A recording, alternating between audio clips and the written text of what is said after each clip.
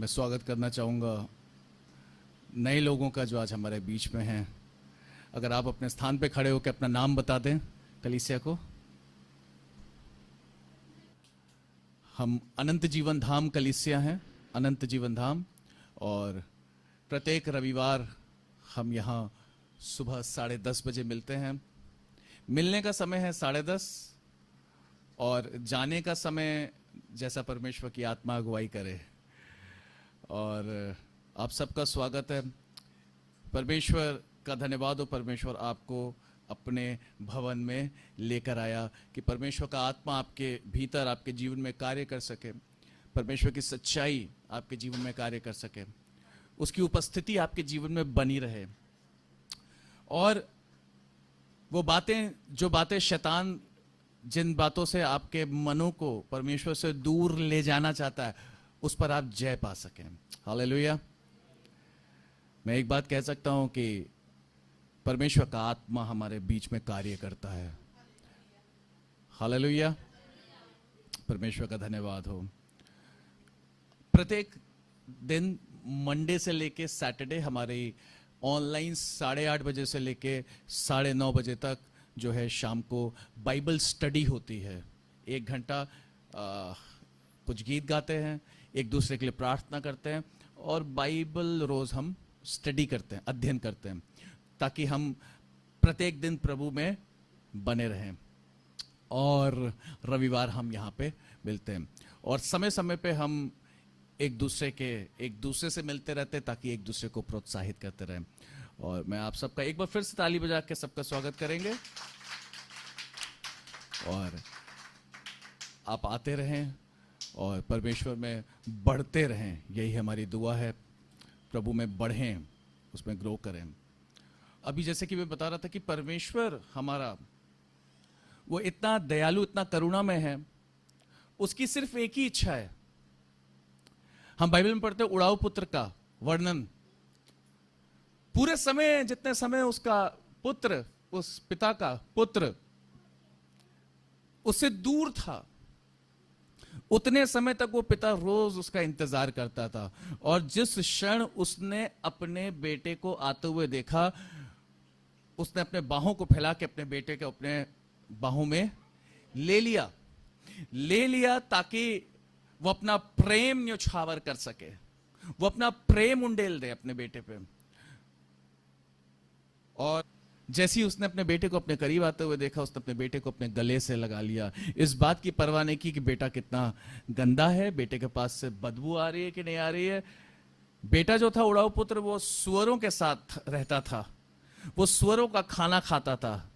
उसके मुंह से भी बास आ रही होगी, उसके तन से भी बास आ रही होगी, उसके कपड़े भी क्या हो रहे होंगे, बदबूदार होंगे।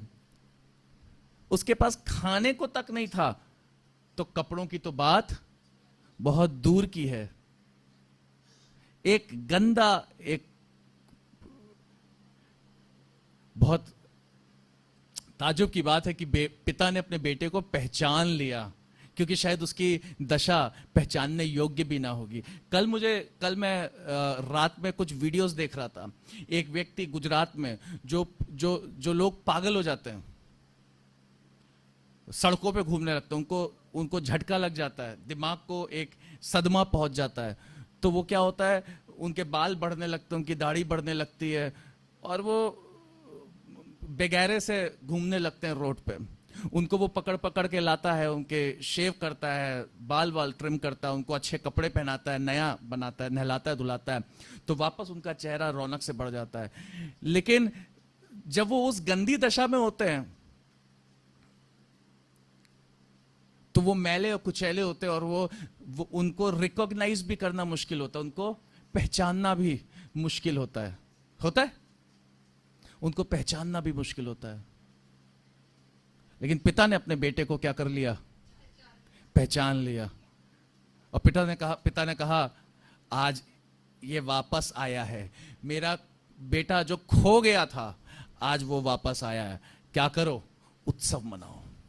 और पिता ने उसे नए वस्त्र पहनाए, पिता ने उसे अंगूठियों से जूतियां पहनाई, नई अंगूठियां पहनाई, उसे शोभायमान बनाया। उसे एक नई पहचान दी, उसे एक नई शुरुआत दी, एक नया अवसर दिया।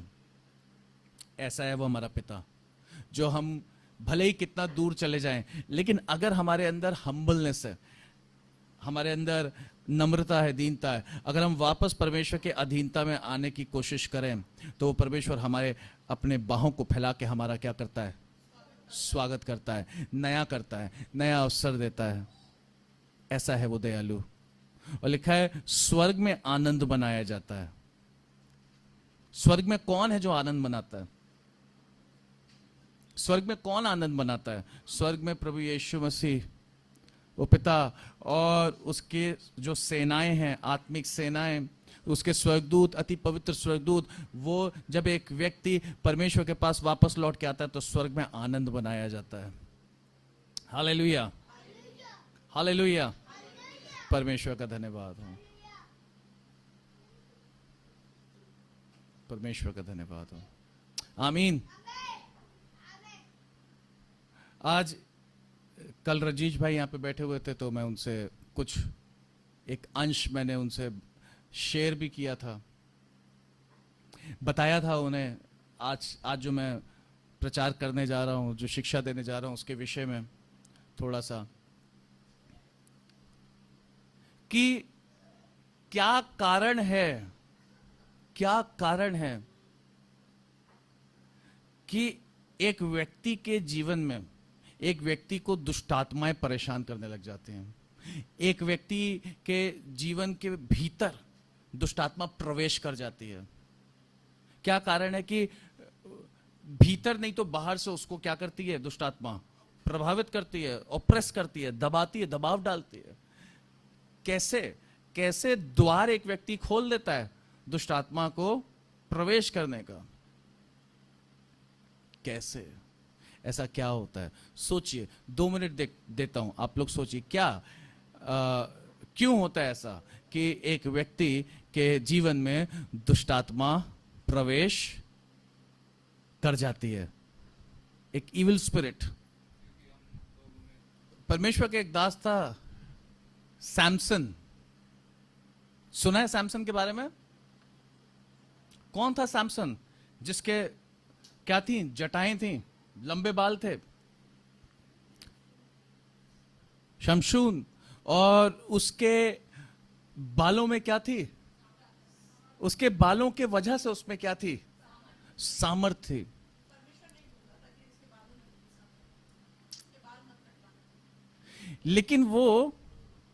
लेकिन वो व्यक्ति एक वैश्या की गोद में लेटा हुआ है। किसकी? वैश्या की गोद में लेटा हुआ है। लेकिन फिर भी उसके अंदर दुष्टात्मा नहीं है। शमशून एक वैश्या की गोद में लेटा हुआ है, लेकिन उसके अंदर क्या नहीं है? लेकिन उसके अंदर दुष्टात्मा प्रवेश नहीं करी। शाऊल जो इजराइल का राजा था, सबसे पहला इजराइल का राजा, उसके अंदर एक दुष्टात्मा आ गई जो उसको समय समय पर उसको क्या करती थी? परेशान करती थी। और उसी के वजह से दाऊद को इनवाइट किया गया और दाऊद को बोला गया आओ। शाऊल जो कि इजराइल का पहला राजा था, उसके अंदर दुष्टात्मा, हम देखते हैं बाइबल में लिखा हुआ है कि शाऊल ने, परमेश्वर ने कुछ उससे बोला था अमालेकियों पर क्या मत करना? अमालेकियों को मत छोड़ना। मूसा के टाइम से परमेश्वर अमालेकियों से क्या था? पुरानी दुश्मनी थी। और बोला था अमालेकियों के विषय में, परमेश्वर ने बोला था एक एक अमालेकी क्या कर दिया जाएगा? नाश किया जाएगा। और शाऊल ने क्या किया था अमालेकियों के साथ? उनको छोड़ दिया था। उनमें से बहुतों को क्या किया? छोड़ लिया। अमालेकियों के राजा को क्या कर दिया? बचा लिया। परमेश्वर ने जो उसको आज्ञा दी थी, जो परमेश्वर ने उसको कमांडमेंट दी थी, उस कमांडमेंट का उसने क्या किया? उल्लंघन किया।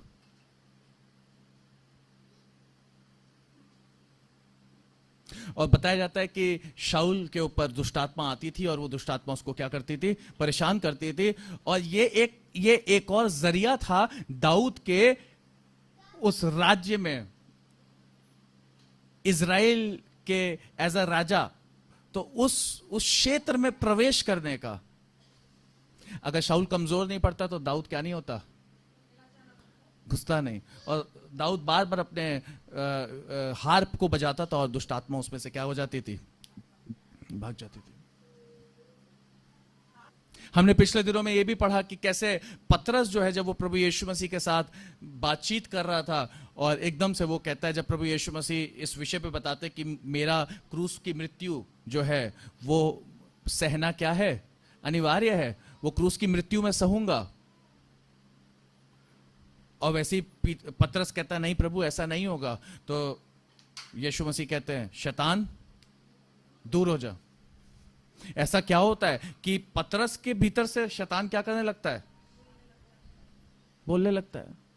कैसे प्रकट हो जाता है शैतान, पतरस के द्वारा, पतरस में होके। तो बाइबल में हम देखते हैं कुछ लोग जिन्होंने पाप किया लेकिन फिर भी दुष्टात्मा उनमें नहीं थी। दाऊद सबसे बड़ा उदाहरण, दाऊद ने व्यभिचार किया, एक पराई स्त्री को देखा, एक स्त्री जो ऑलरेडी क्या थी, पहले से ही शादीशुदा थी, उसके पति को भी मरवा दिया और फिर उसके साथ संबंध बनाया।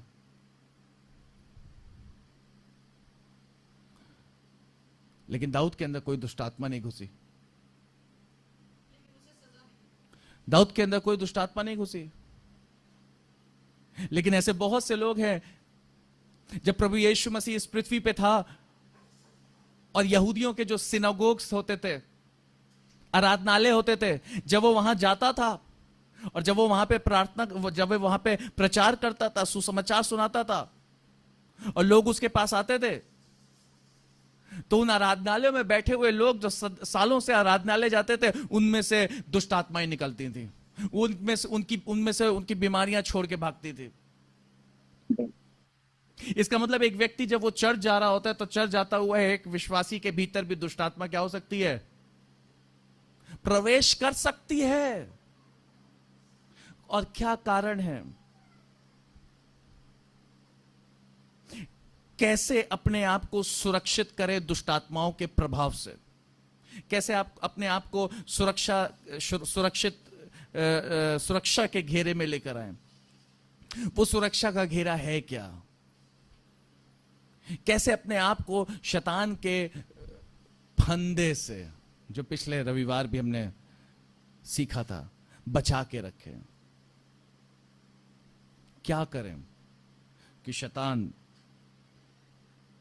के चंगुल से में हम फंस ना जाएं। हालेलुया। सोचिए, इस बात को जरा सोचिए कि सैमसन, शमशून, जो कि एक वैश्या की गोद में सो रहा है, लेकिन फिर भी उसमें कोई दुष्टात्मा नहीं, लेकिन उसके भीतर जो आग थी वो चली गई। मैं आपको बताना चाहता हूं आज की सुबह कि पाप एक व्यक्ति के जीवन से, पाप एक व्यक्ति को परमेश्वर से दूर कर देता है। पाप एक अभिषिक्त व्यक्ति को के जीवन में से अभिषेक को दूर कर देता है। पाप एक व्यक्ति के जीवन में मृत्यु को लेकर आता है। पापों से छुटकारा आपको वापस परमेश्वर से क्या कर देता है, जोड़ देता है। लेकिन क्या है ऐसा, एक व्यक्ति एक भला जीवन भी अगर जी रहा होगा ना, पापों से दूर होगा और एक बहुत ईमानदारी का जीवन भी जी रहा होगा, एक पवित्रता का जीवन भी जी रहा होगा, तो भी हो सकता है वो दुष्टात्मा के प्रभाव से प्रभावित हो, दुष्टात्मा उसको परेशान करना शुरू कर दे। तो दुष्टात्माओं के प्रभाव से, दुष्ट की शक्तियों के ये सारे जितने दुष्ट के चेले चपाटे हैं, इनकी शक्तियों से बचाव कैसे करें। कई बार एक विश्वासी सोचता है मैं तो बहुत आदरणीय काम कर रहा हूं, मैं तो बहुत पवित्रता का जीवन जी रहा हूं, मैं तो बहुत सच्चा जीवन जी रहा हूं, मैं चर्च भी जा रहा हूं, फिर भी मेरे जीवन में इतना वॉरफेयर क्यों है, फिर भी मेरे जीवन में इतने अटैक्स क्यों हैं, फिर भी मेरे जीवन में इतने तीर, शैतान के जलते हुए तीर मेरे जीवन में क्यों आ रहे हैं। वाई? क्या कारण है। मैंने अपने पिछले कई सालों में देखा है अच्छे बड़े बड़े यीशु मसीह से प्रेम करने वाले विश्वासी लोग, और परमेश्वर का दास आता है, प्रार्थना करता है, और पता चले सालों से, करीब बचपन से ही वो दुष्टात्मा उस विश्वासिनी के अंदर बैठी हुई थी।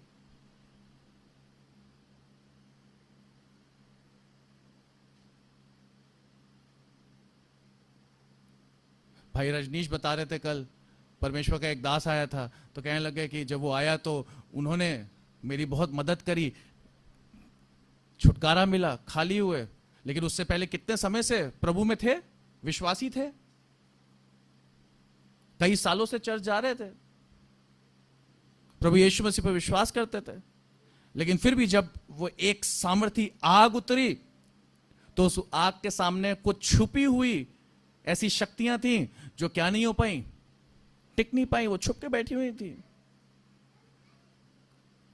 कई विश्वासियों के अंदर छुप के वो दुष्ट आत्माएं क्या कर रही होती हैं, घर बना के बैठी हुई होती हैं। एक विश्वासी प्रार्थना में जा रहा होता है, चर्च जा रहा होता है, एक अच्छा जीवन जीने की कोशिश करता है, लेकिन स्ट्रगल होते हैं उसके जीवन में। कई बार वो कोशिश करता है, कई बार वो सोचता है कि यार मैं कोशिश तो बहुत कर रहा हूं, लेकिन बार बार कमजोर पड़ रहा हूं। कोई चीज रोकती है उन्हें बार बार, कोई चीज बार बार उन्हें समस्याओं में डालती है, कोई चीज बार बार उन्हें बंधनों में डालती है, कोई बात उन्हें बार बार घेर लेती है। क्यों? क्या कारण है? लूका उसका 11वां अध्याय,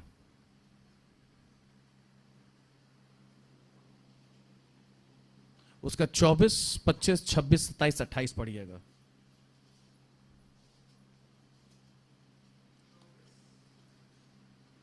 चौबीस से लेकर 28। Luke chapter 11 verse 24, 25, 26, 27, 28।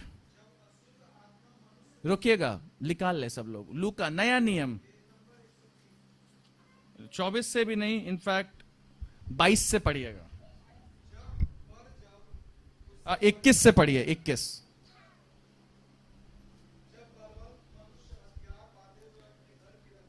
जब बलवंत मनुष्य हथियार बांधे हुए अपने घर की रखवाली करता है, तो उसकी संपत्ति बची रहती है, पर जब उससे बढ़कर कोई और बलवंत चढ़ाई कर कर उसे जीत लेता है, हाँ,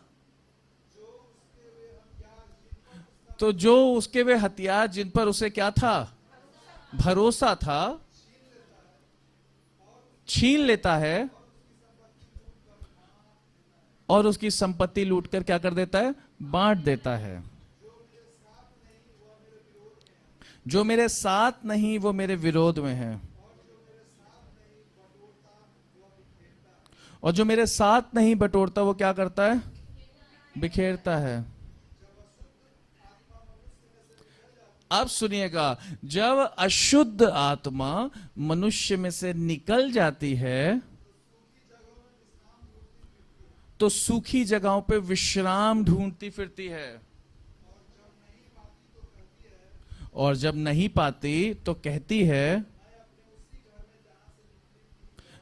मैं अपने उसी घर में जहां से मैं निकली थी वहां क्या करूंगी, लौट जाऊंगी, और आके उसे झाड़ा बुहारा और सजा सजाया पाती है।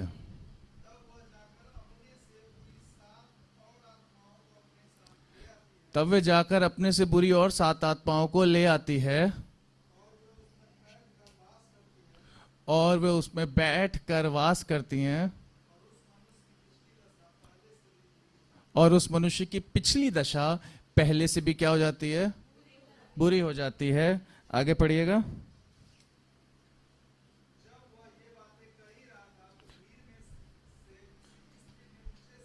जब वो ये बातें कह ही रहा था तो भीड़ में से किसी स्त्री ने ऊंचे शब्द से उससे कहा, धन्य है वे गर्भ जिसमें तू रहा और वे स्तन जो तूने चूसे।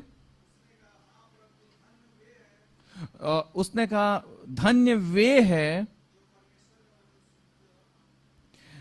वे है जो परमेश्वर का वचन सुनते हैं और मानते हैं। Hallelujah. Christ is trying to direct us somewhere. प्रभु यीशु मसीह हमें क्या दिखा रहा है? यहाँ पे एक रास्ता दिखा रहा है, एक मार्ग दिखा रहा है, एक दिशा दे रहा है। मैं आपको बताना चाहता हूं, रोमियो उसके 6वें अध्याय उसके 23वें पद में लिखा हुआ है, सिन सेपरेट्स मैन फ्रॉम गॉड। पाप मनुष्य को क्या कर देता है? परमेश्वर से दूर कर देता है। पाप की मजदूरी मृत्यु है। पाप एक व्यक्ति के जीवन में मृत्यु को लेकर आता है। पाप एक व्यक्ति के जीवन में कमजोरी को लेकर आता है। पाप परमेश्वर से दूर कर देता है। पाप तो है ही एक कारण एक व्यक्ति के जीवन में। पाप तो एक व्यक्ति को क्या कर देता है? एक ओपन एरिया दे देता है दुष्ट को काम करने का। जब एक व्यक्ति पाप की दशा में होता है तो वो ऑलरेडी क्या है? वो मरा हुआ है। लेकिन दुष्टात्माओं को मतलब किससे है? दुष्टात्माओं को मतलब है उन विश्वासियों से जो पाप से निकलने का यत्न करते हैं। दुष्ट को मतलब है, शैतान को मतलब है उन लोगों से जिन्होंने अंधकार के राज्य को छोड़ दिया है। जो अंधेरे में है वो तो ऑलरेडी क्या है? जो पाप में है वो ऑलरेडी उनके वश में है। जो अंधकार में है वो ऑलरेडी क्या है? शैतान के वश में है।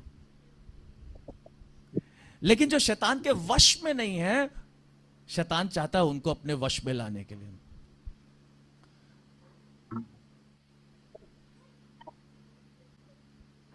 जो शैतान के वश में नहीं है, शैतान उनको क्या चाहता है?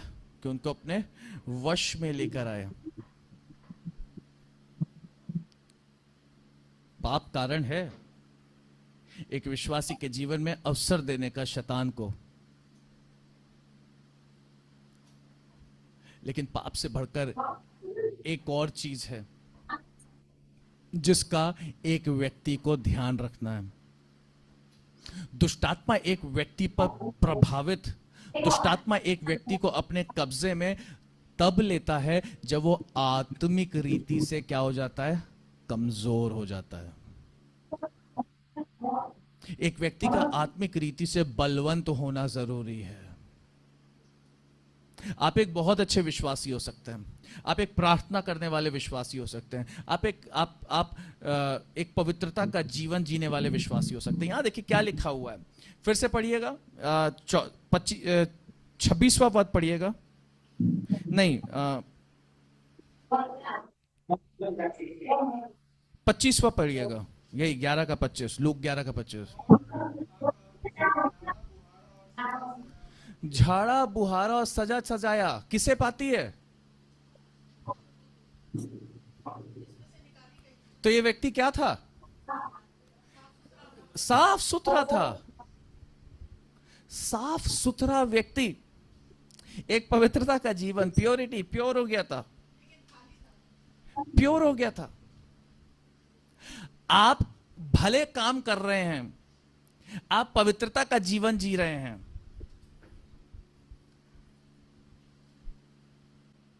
आप ईमानदारी से अपना जीवन आगे बिता रहे हैं, लेकिन फिर भी आप अपने जीवन में स्ट्रगल्स को देख सकते हैं। फिर भी आप अपने जीवन में रुकावटों को देखेंगे।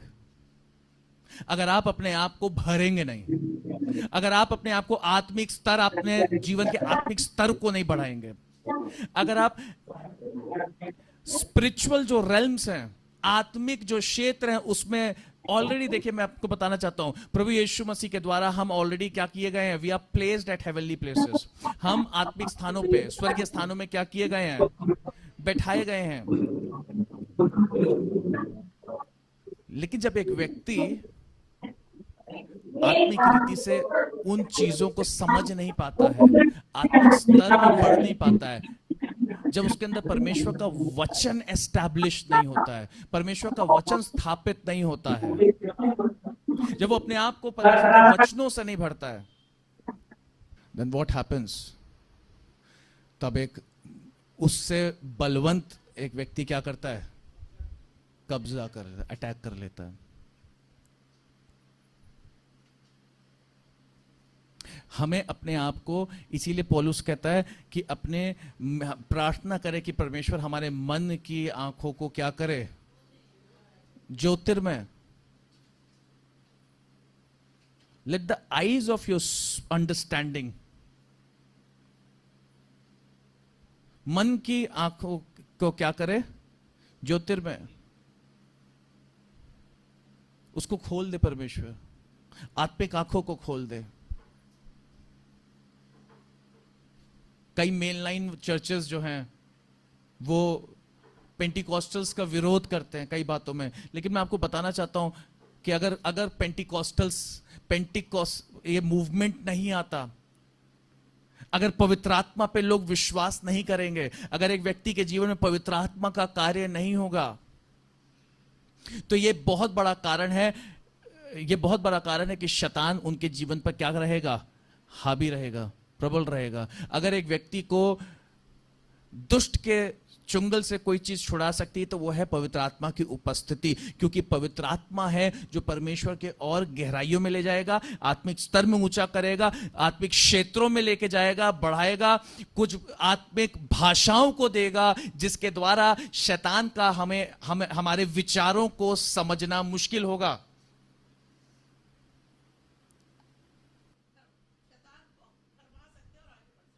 हम उसको बेवकूफ बना के आगे निकल सकते हैं। देखिए, अन्य भाषा के लिए लिखा है कि जब एक व्यक्ति अन्य भाषा में बोलता है तो वो किससे बात कर रहा होता है, और उसका दिमाग क्या होता है उस समय, माइंड, उसके विचार उस समय क्या हो जाते हैं, एक तरफ। उसकी आत्मा किससे बात करती है, और परमेश्वर वापस जो बातें प्रकट करता है वो रिवील कहां होती हैं, भीतर।